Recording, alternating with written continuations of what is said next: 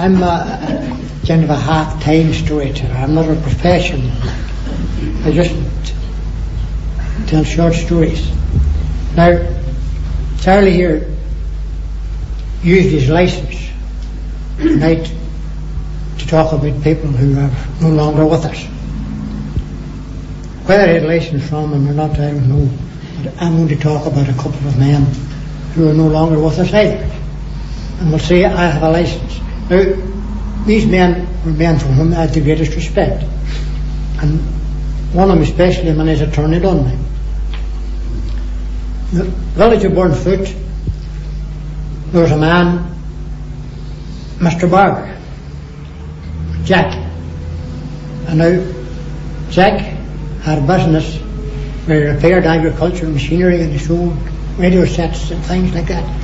But he would have worked all day battering at some old tailor.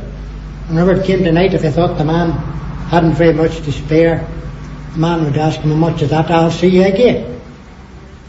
And if that man saw Barber first, Barber didn't see him again. That was that.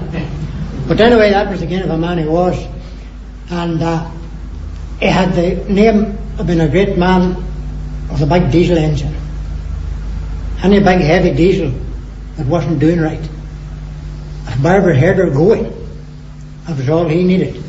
He could have told you what was wrong with her, exactly what was wrong with her and what you needed done.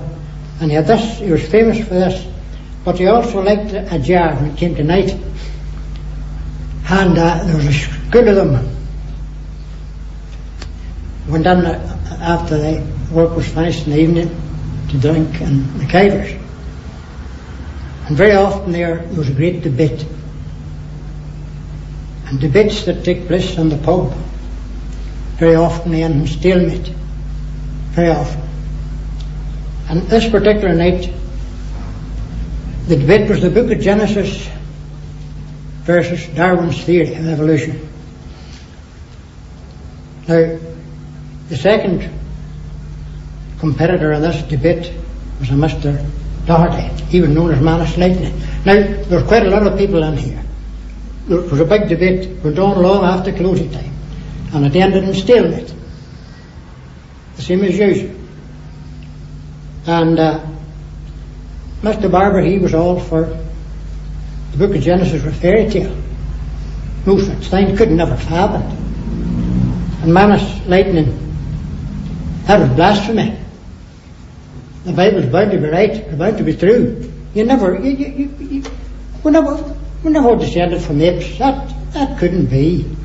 But this debate continued on and on, long into the night, and it continued long enough that one had to refer to the other as my learned friend. Well, the learned friends all departed after they were thrown out at closing time. And it was stalemate. But down in one cranna, when a man had spent a big end of his time at the point of the pier,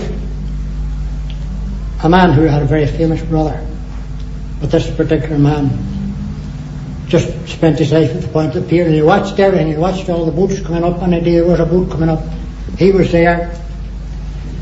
And this day he was down at the point of the pier. He saw a cloud of smoke way down below Donnery. First of all, he thought it was a boat on fire. But after a while, it transpired it was a boat putting out a terrible lot of smoke. Now, the north coast of Ireland, it's a hard walk, and it breeds a hardy race of people. None harder than the people from Glengad. They are hardy people, and they keep hardy boats. They are rough, and they keep their equipment rough.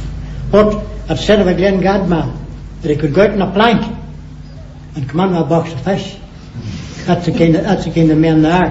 But anyway, your man eyed this pile of smoke coming up the loch, and at the long and at the last, it transpired it was a boat. And she was coming, and after she came, he formed the opinion she was a Glengad. She had to be. The engine was doing that bad, and the smoke was coming out of her in all directions. She came up on me and she started to shunt to get alongside the pier.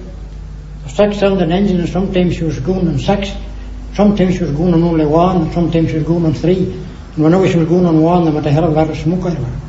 But she fitted and she dunged alongside the pier till they got her alongside, and your man run down and he reached for the head rope and he tied it up, and he run back and he reached for the tail rope and he tied that up.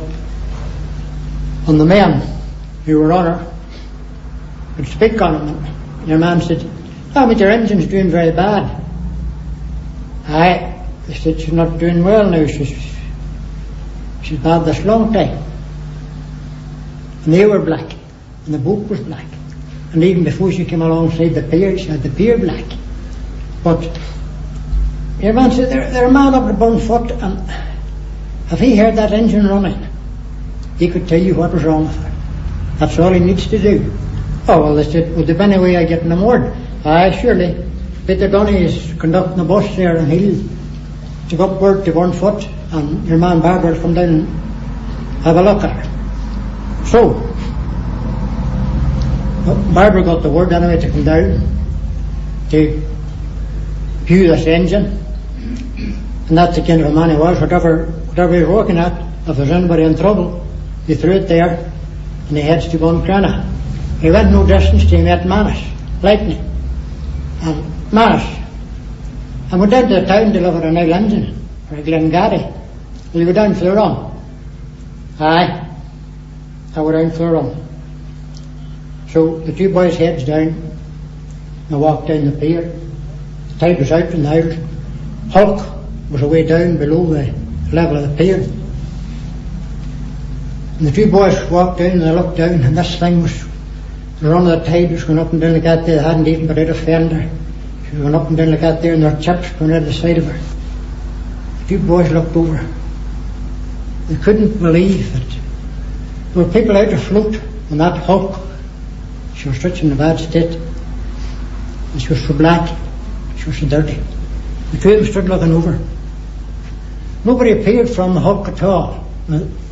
Their Barbara and their Lightning, they didn't speak. They stood looking down.